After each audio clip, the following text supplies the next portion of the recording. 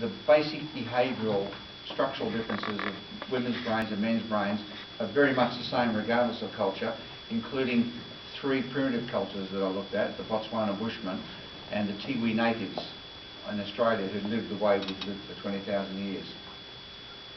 Is that right? Okay. You're listening in English? Yeah. Okay, right, okay, cool.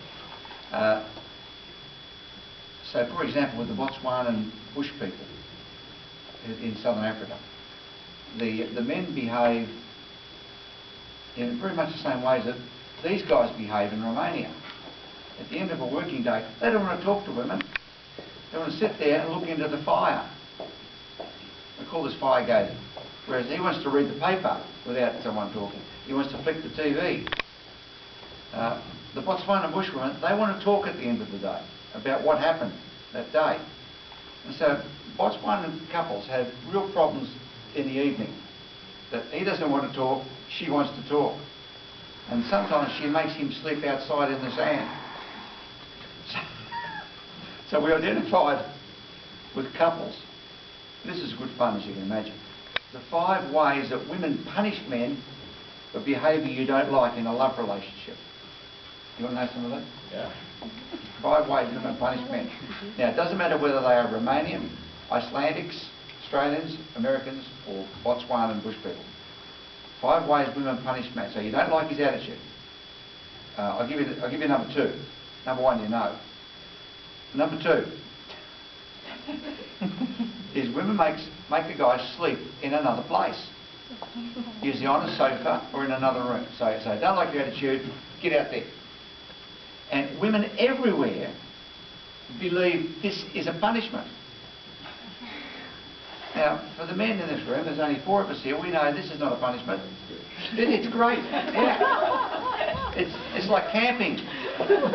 Like we're alone on a sofa with a remote control and a TV set and a fridge with food and drink.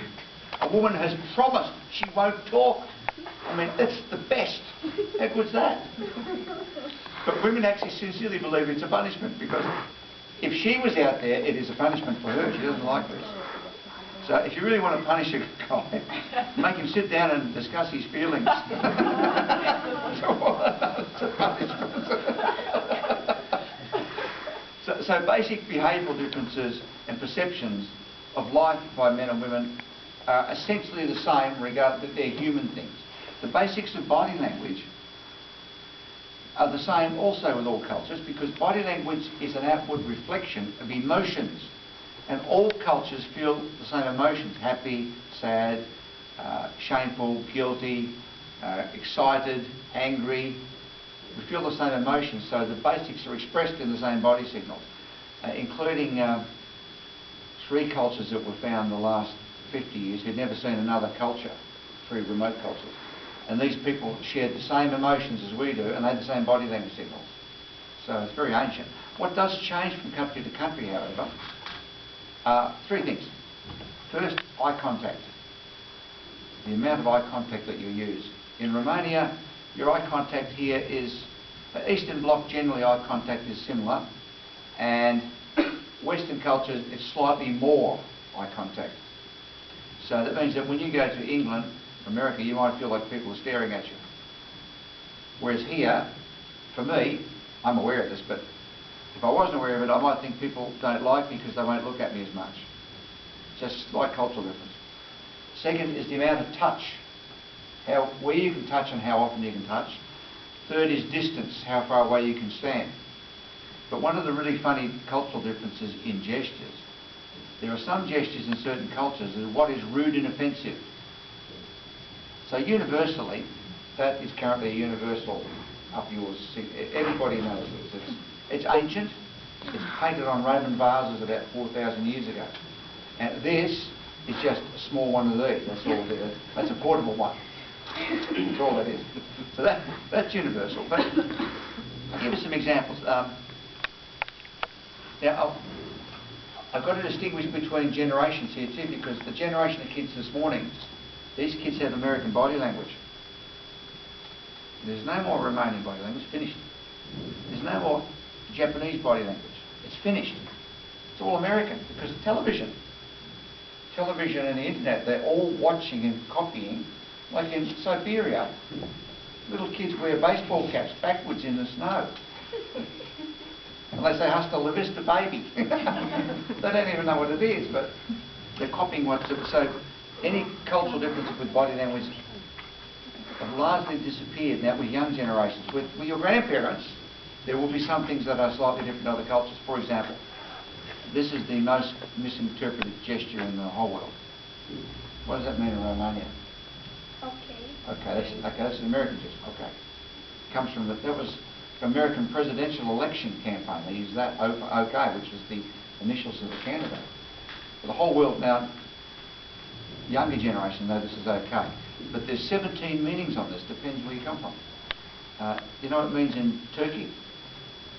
Greece, northern Greece. It means you are an arsehole. It's a really insulting signal. In fact, in northern Greece it also means you could be a gay man. So if a guy is gay in Romania, what gesture do you use? Most cultures have this. What do you got here? You got that one here? Same one. Okay. That's pretty common. In northern Greece they go, it's a gay guy. Or in Turkey, if they're really angry, they go, you are arsehole. So think of this. You go on vacation to Greece. And they say, how do you like the Greek people? They go, oh.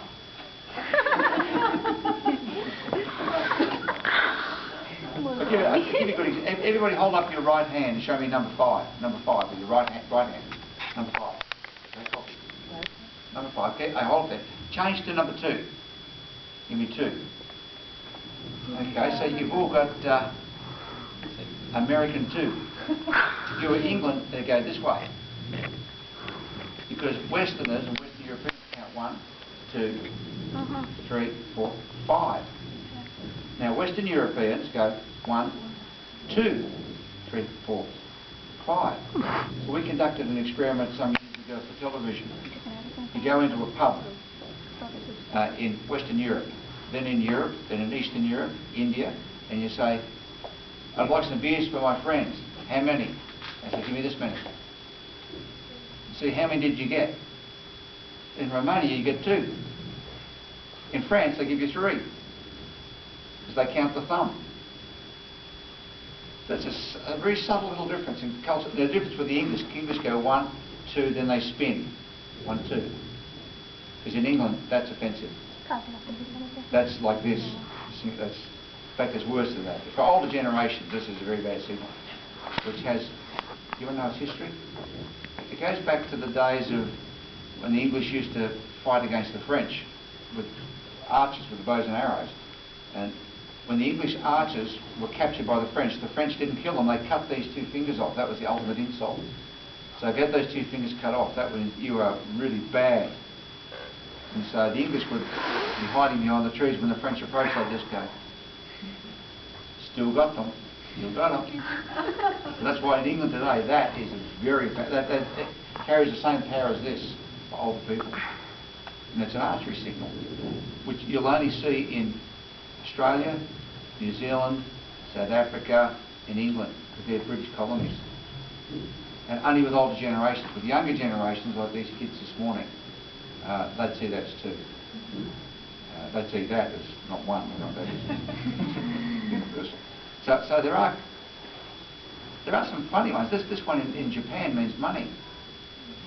You see that the cash registers at the airport, they put down money, the money changer, and they go like this. It means I want some coins, some change. So that has 17 meanings. In France, it can also mean 0. 0. 1, 2, 3, 4, 5. 0. Now this one here for French and Germans is 1. What's this in Romania? Okay. It's good. Positive. What's this mean in northern Greece? Very rude. Particularly for old people. Very insulting. It's a small version of this. The Greeks have a signal that goes like this, called the mutsa. And you see it in the traffic. Some guy drives in front and people go like this in the traffic. Very, very offensive. And it's an ancient gesture, thousands of years old, when they would drag criminals through the streets. And everybody would line up to see the criminals, and they had open sewers. They'd pick up all the crap and they'd push it in their face. So this one is crap in your face. Now, that's, modern Greeks, young Greeks still do this, but they have no idea what it means. It's just know it's rude. But there's an even worse one of these. This means crap in your face. You are so low, you deserve a handful of crap. But I can give you this one, that is, you are so low, you don't even deserve a whole handful. I give you a little tiny bit on my thumb. There, that's all you entitled to, a little bit of crap on your face. So Northern Greece, when they do this, that is really insulting. So now you go to Greece. They say, what time will we meet? They go, 5 o'clock. They go, you go, I love Greek food. I enjoy being here. So that's what you do. What they saw was, I love Greek food, I'm glad to be here. That's what they saw. But the most cultural differences with young generations like this one this morning, these signals are gone. If you film these kids this morning, if you didn't know who they were, what the accent was, you might think that they're Americans. It's only the difference in the colour of the hair consistency that might give you a clue that they're not necessarily Americans. But other than that, behaviourally wise, but their grandparents do not behave like that. They have different signals. Their grandparents are more likely to have the mask because they're raised in a different era.